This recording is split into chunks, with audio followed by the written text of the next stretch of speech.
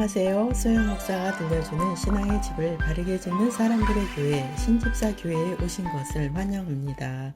오늘의 주제는 여호와를 기뻐하라. 시편 37편을 중심으로 전합니다. 최근에 기도해야 할 문제들이 몇 가지가 있어서 우울한 상태를 유지하며 기도하였습니다. 그리고 우울한 상태로 지내는 것이 기도가 더 간절하게 되어서 그 상태로 기도했습니다. 그런데 며칠 후에 하나님께서 저에게 말씀하셨습니다. 여호와를 기뻐하라. 내 마음의 소원을 내게 이루어 주시리로다. 그래서 저는 이런 성경 구절이 있는가? 아니면 내 생각에서 나온 것인가? 라며 스마트폰에 깔아둔 성경 앱에 이 구절을 넣어 보았더니 시편 37편 4절에 있었습니다. 그래서 저는 하나님께서 주신 말씀이 성경에 있었네 라고 마음에서 외쳤습니다. 그리고 제가 생각했던 시편 37편의 주제는 그 내용이 우울한 것이라고 생각하고 있었습니다. 그 내용의 시작은 이렇습니다. 시편 37편 1절 악을 행하는 자들 때문에 불평하지 말며 불의를 행하는 자들을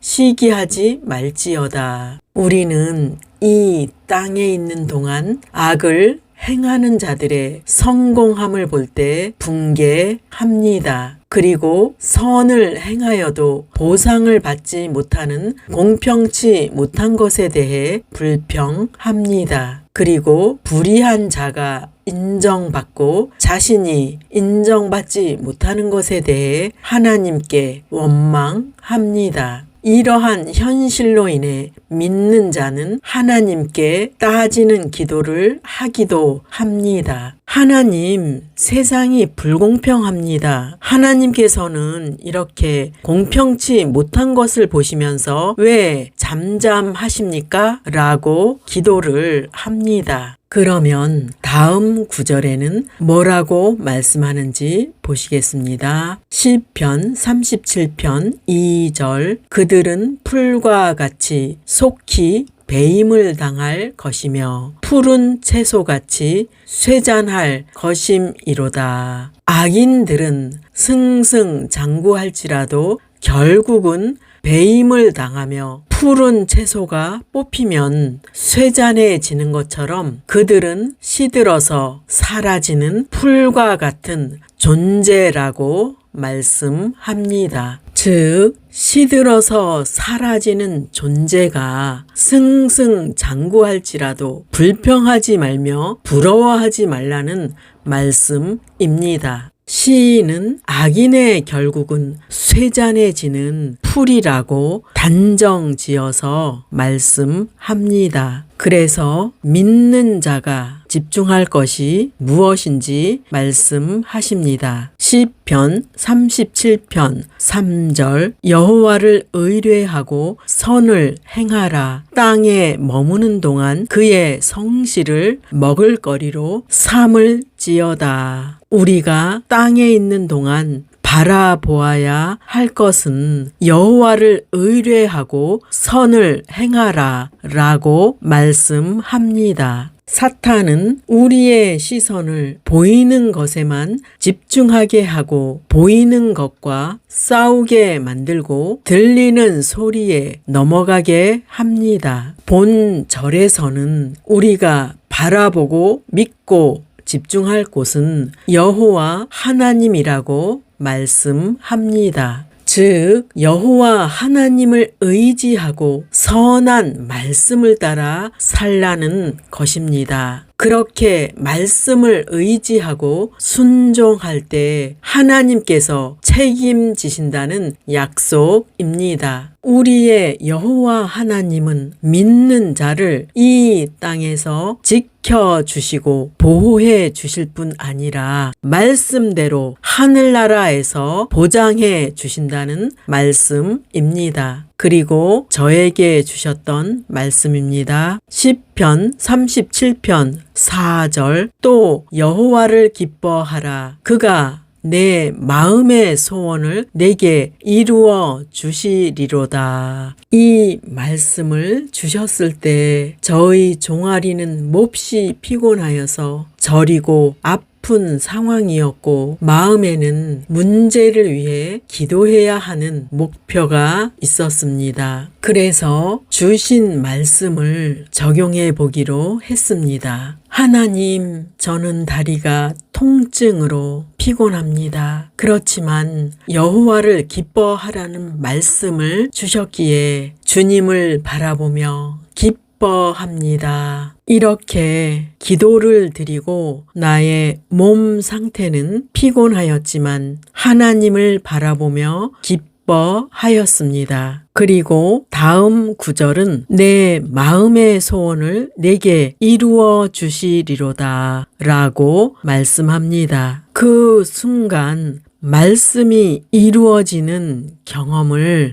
했습니다. 저는 통증의 문제를 하나님께 올려드리고 그분을 바라보며 기뻐하였습니다. 그때부터 통증이 사라지고 다음 날인 주일에도 거뜬히 주일 예배를 드렸습니다. 그래서 또 다른 기도 제목을 위해 주님께 말씀드리고 기뻐하였습니다. 그 기도 제목도 주님께서 응답 받을 수 있도록 모든 환경을 조성해 주셨습니다. 그리고 과거에 혼자 괴로워하며 입었던 모든 상처를 치유받게 해 주셨습니다. 아직 응답받지 못한 기도 제목도 주님께 말씀드리고 기뻐할 것입니다. 하루 종일 주님을 기뻐하다가 깨달음이 왔습니다. 내가 왜 문제를 위해 슬퍼하면서 기도해야 한다고 했을까? 내가 할 일은 주님을 바라보며 그분을 기뻐하면 되는 거였네 라고 고백했습니다. 하나님께서는 이스라엘 백성이 기뻐하기를 원하셨습니다. 느헤미야 8장 9에서 10절 백성이 율법의 말씀을 듣고 다 우는지라 총독 느헤미야와 제사장 겸 학사 에스라와 백성을 가르치는 레위 사람들이 모든 백성에게 이르기를 오늘은 너희 하나님 여호와의 성일이니 슬퍼하지 말며 울지 말라 하고 느헤미야가 또 그들에게 이르기를 너희는 가서 살진 것을 먹고 단 것을 마시되 준비하지 못한 자에게는 나누어 주라. 이 날은 우리 주의 성일이니 근심하지 말라. 여호와로 인하여 기뻐하는 것이 너희의 힘이니라. 하고 이스라엘 백성들이 포로 귀환 후에 그들은 율법의 말씀을 듣고 자신들의 잘못한 것을 깨닫고 울었습니다. 느헤미야와 에스라와 레위인은 백성들에게 오늘은 너희 하나님 여호와의 성일이니 슬퍼하지 말고 울지 말라라고 말했습니다. 오히려 그들에게 살진 것과 단 것을 마시게 하였고 준비하지 못한 자들에게는 나누어 주라고 했습니다. 하나님께서는 믿는 자가 오랫동안 슬픔에 젖어 있는 것을 원하시지 않습니다. 그렇다고 죄를 가볍게 여기라는 말씀은 아닙니다. 죄로 인한 긴 슬픔은 오히려 해가 될 수 있고 사탄이 틈타기 쉬운 조건이 되기 때문입니다. 그리고 주일에 성도가 취해야 할 태도는 근심하지 않고 기뻐하는 것이라고 말씀합니다. 주일은 믿는 성도가 하나님 아버지 앞에 나오는 날입니다. 어느 부모가 자녀가 슬픔에 젖어서 부모를 만나는 것을 원할까요? 우리의 영적 아버지인 하나님 앞에 나올 때는 어린 자녀가 기뻐 뛰며 노래하는 것처럼 우리도 하나님 앞에 나와야 합니다. 데살로니가전서 5장 16절에 항상 기뻐하라 라고 말씀합니다. 그리고 항상 기뻐하라는 말씀을 실천하는 것은 이는 그리스도 예수 안에서 너희를 향한 하나님의 뜻이라고 말씀합니다. 사람이 땅에서 살아갈 때 모든 것이 형통하다면 기뻐하지 않을 사람은 한 사람도 없을 것입니다. 그런데 성경 말씀은 형통하지 않을 때도 항상 기뻐하라고 말씀합니다. 왜 성경은 환경을 역행하는 신앙을 원하는 것일까요? 그것은 세상을 다스리고 주관하시는 분이 여호와 하나님이심을 안다면 자신이 처한 상황이 나쁠지라도 그분을 믿는 것입니다. 즉 형통치 않은 일이나 어려운 일이나 극심한 환난일지라도 여호와 하나님을 기뻐함으로 믿음으로 살라는 말씀입니다. 이것은 마치 부자인 부모님을 둔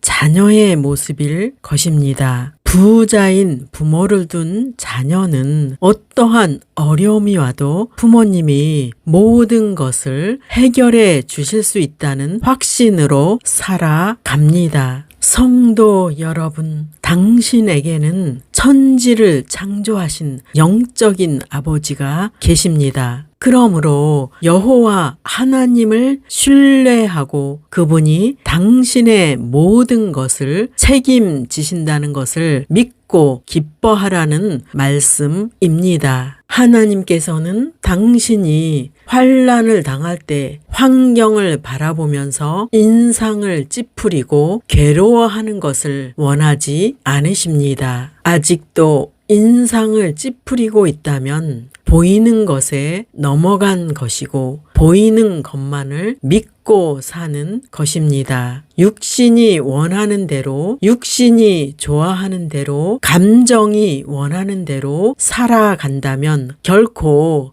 성령의 열매를 맺지 못합니다. 본문의 마지막 말씀은 이것입니다. 여호와로 인하여 기뻐하는 것이 너희의 힘이니라. 믿는 사람은 보이지 않는 하나님을 통해 믿음을 갖고 보이지 않는 사탄을 물리치며 살아야 합니다. 보이지 않는 세계, 즉 기도하여서 사탄의 세계를 결박하여 보이는 세상의 문제를 해결받는 것입니다. 믿는 사람은 보이는 문제보다 보이지 않는 하나님의 능력을 더 크게 보아야 합니다. 그렇게 하기 위해서는 하나님을 가까이 하면서 영적 생활에 충실해야 합니다. 우리가 바라볼 곳은 여호와 하나님이십니다. 믿는 자는 지금 닥친 문제에 빠져서 괴로워하는 것이 아니라 그 문제를 기도로 하나님께 맡겨야 합니다. 문제를 하나님께 맡기고 나서는 그 일을 이루실 하나님을 바라보며 기뻐해야 합니다. 저는 하나님을 기뻐하라는 내용을 묵상해 보았습니다. 그 기뻐하는 모습은 영아일 때 부모님 품에 있는 아기가 원하는 것은 부모님 얼굴입니다. 아기는 부모님 얼굴만 보면 기뻐합니다. 아기는 부모님이 모든 것을 해결할 것을 알고 있기에 모든 것을 부모님께 맡깁니다. 우리도 이와 같이 하나님 앞에서 그분을 기뻐하는 것입니다. 우리에게는 모든 것을 주관하시고 책임지시는 분이 계시기 때문입니다. 하나님의 얼굴을 바라보며 그분 앞에 있는 것을 기뻐하십시오. 적용할 말씀입니다. 어려운 환난이 닥쳤을 때 어떻게 해야 하나요? 하나님께서 해결하신다는 믿음과 확신으로 기뻐해야 합니다. 이것이 바로 그리스도인이 사는 방법입니다. 비록 환경은 어렵지만 우리는 하나님의 능력을 믿고 확신하며 기뻐하는 것입니다. 즉, 환경을 보지 말고 말씀대로 기뻐하는 것이 우리의 할 일입니다. 어떠한 환난이 와도 말씀대로 기뻐하는 것을 반복할 때 그리스도인의 삶을 사는 것입니다. 성도 여러분, 환난의 시기에 여러분의 믿음의 행동이 빛을 발하기를 예수 이름으로 축원합니다. 마지막 시대를 살아가는 하나님의 백성 여러분, 교회는 다니지만 예수님을 그리스도로 믿지 않는 여러분, 하나님에 대해서 예수님에 대해서 잘 모르시는 여러분, 가나안 성도 여러분, 우리 함께 성경에 근거해서 성령의 능력으로 신앙의 집을 말씀대로 바르게 건축하도록 합시다. 누구나 유튜브에서 신집사 교회를 구독하심으로 신집사 교회 사역에 동참할 수 있습니다. 신집사 교회를 통해 영상으로 선교하는데 동참하기를 원하시는 분들과 함께 연합하기를 원합니다. 아브라함 목사에게 언제든지 연락 주십시오. 우리 주 예수 그리스도의 이름으로 축복하고 또 축복합니다.